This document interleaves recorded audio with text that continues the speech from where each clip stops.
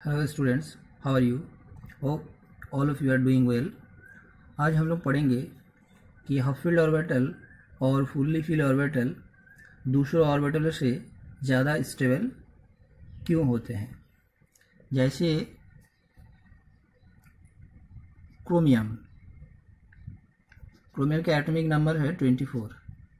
अगर क्रोमियम का electronic configuration लिखे तो वो होगा 1s2 2s2 2p6 3s2 3p6 4s1 3d5। आप लोगों को ये ज़रूर पता होगा कि क्रोमियम का electronic configuration 4s2 3d4 actually होना चाहिए था, लेकिन क्या होता है कि 4s से एक इलेक्ट्रॉन 3d में जंप करने के बाद ये कॉन्फ़िगरेशन बन जाता है 4s1 3d5 और पिछले का हिस्सा सेम रहता है 1s2 2s2 2p6 3s2 3p6 4s1 3d5। तो ये होने का कारण यही है कि 3d4 अगर 4s से एक इलेक्ट्रॉन 3d4 में जंप करता है तो 3d5 होता है और 3d5 d ऑर्बिटल में मैक्सिमम 10 इलेक्ट्रॉन रह सकता है। सो d5 हाफ फील्ड हो गया है और हाफ फील्ड ऑर्बिटल ज़्यादा स्टेबल होता है, मतलब d5 is more stable then d4। तो d5 ज़्यादा स्टेबल होने के कारण इलेक्ट्रॉनिक कॉन्फ़िगरेशन ऐसा बन जाता है। और बहुत सारे एलिमेंट है जहाँ भी ऐसा होता है, जैसे कॉपर का एटॉमिक नंबर है 29। सो इलेक्ट्रॉनिक कॉन्फ़िगरेशन होना चाहिए था 1s2 2s2 2p6 3s2 3p6 4s2 and 3d9। लेकिन एक्चुअली क्या होता है 4s से एक इलेक्ट्रॉन यहाँ जंप करने के बाद ये हो जाएगा 4s1 और 3d10। तो 3d10 होने का कारण सेम है कि 3d10 is more stable then 3d9, मतलब d10 is more stable then d9। So actually 4s2 3d9 automatically एक इलेक्ट्रॉन 4s से 3d में जंप करता है और ये हो जाता है 4s1 3d10। So d10 is more stable d9। सो हम लोगों ने देखा दो सिचुएशन, यहाँ d4 ऑटोमेटिकली d5 बन गया क्योंकि d5 is more stable then d4। Similarly यहाँ d9 ऑटोमेटिकली कन्वर्ट हो गया d10 में, सो d10 is more stable d9। तो ये ज़्यादा अब आज हम लोगों का जो टॉपिक है कि half field and fully filled orbital is more stable. So d5 d4 से स्टेबल ज़्यादा क्यों होता है और d10 d9 से ज़्यादा क्यों स्टेबल होता है। हम लोगों को तो बस यही पता है कि हाफ फील्ड ऑर्बिटल और फुल फील्ड ऑर्बिटल दूसरे ऑर्बिटल से ज़्यादा स्टेबल होता है, लेकिन क्यों ज़्यादा स्टेबल होता है इसका दो रीज़न है, जो रीज़न हम लोग पढ़ेंगे। ये बहुत ही इंपॉर्टेंट टॉपिक है और ये जानने के लिए आप लोगों को केमिस्ट्री की गहराई में जाना पड़ेगा, स्ट्रक्चर को, एटॉमिक स्ट्रक्चर को समझना पड़ेगा। चलिए हम लोग इस चीज़ को बहुत ही इजी मेथड से समझते हैं। इसका दो रीज़न है, एक रीज़न है सिमेट्री,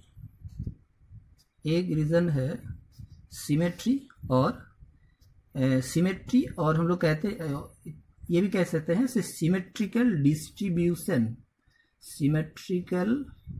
डिस्ट्रीब्यूशन ऑफ इलेक्ट्रॉन।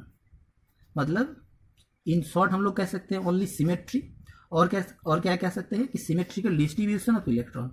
दूसरा रीजन है वो है हायर एक्सचेंज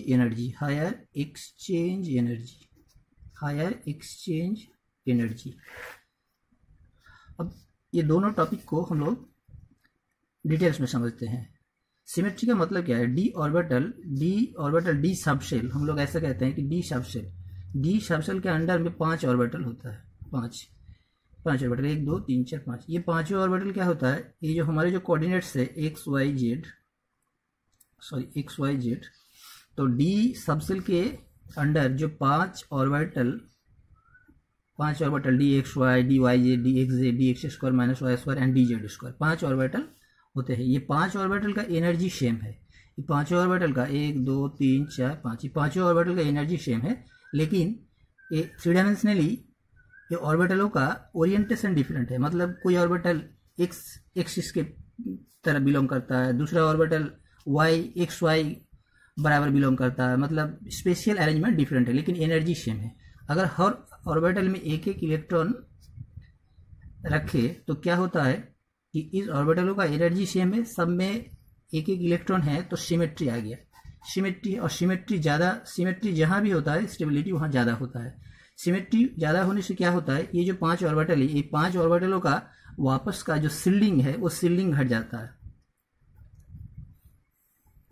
ये जो 5 ऑर्बिटल है ये स्पेशली डिफरेंट डायरेक्शन में अरेंज होने के चलते और हर किसी में एक एक इलेक्ट्रॉन रहने के चलते एक सिमेट्री आता है। और सिमेट्री के चलते क्या होता है कि इलेक्ट्रॉनों का जो सील्डिंग है वो सील्डिंग घट जाता है। सील्डिंग घट जाने से क्या होता है कि ये जो ऑर्बिटल है, ये ऑर्बिटल का जो इलेक्ट्रॉन है, ये इलेक्ट्रॉन न्यूक्लियस से इन इलेक्ट्रॉनों का इंटरेक्शन बढ़ जाता है। मतलब न्यूक्लियस जो पॉजिटिवली चार्ज है, जो इलेक्ट्रॉन को अपनी तरफ खींच रहा है, वो सील्डिंग घट जाने से क्या होता है, इलेक्ट्रॉनों का न्यूक्लियस के साथ इंटरेक्शन बढ़ जाता है। इंटरेक्शन ज़्यादा होगा, जितना ज़्यादा होगा इंटरेक्शन एनर्जी भी जितना उतना ज़्यादा होगा।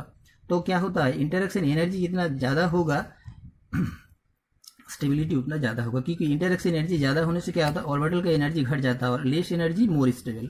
सो सिमेट्री, एक एक इलेक्ट्रॉन रहने से इसमें सिमेट्री आ जाता है। और अगर ये फुल फिल ऑर्बिटल हो गया तो इसमें आ गया 2, इसमें आ गया 2, इसमें आ गया 2, इसमें आ गया 2, तो ये क्या बन गया, D10 बन गया। तो D5 में एक एक इलेक्ट्रॉन, D10 में 2 इलेक्ट्रॉन।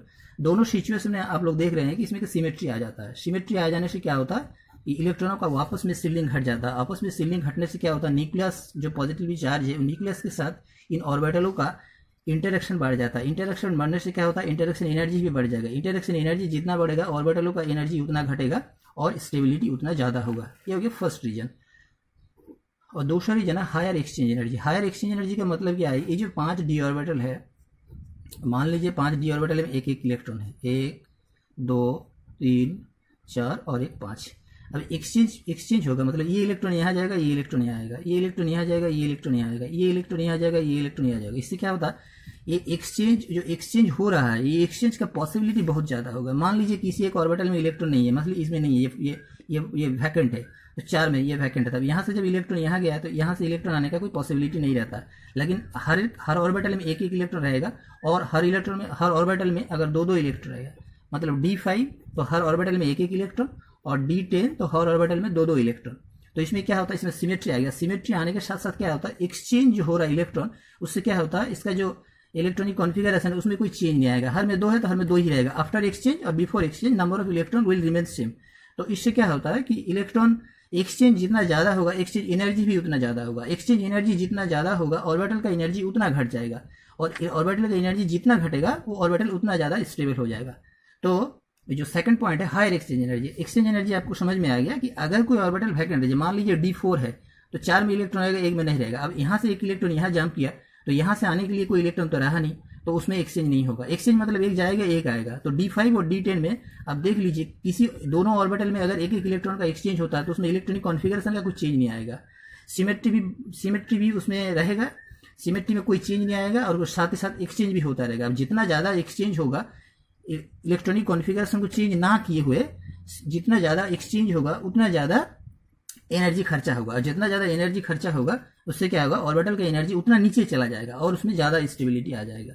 तो यही 2 रीज़न है, ये 2 रीज़न के चलते हाफ फील्ड ऑर्बिटल और फुल फील्ड ऑर्बिटल ज़्यादा स्टेबल होता है।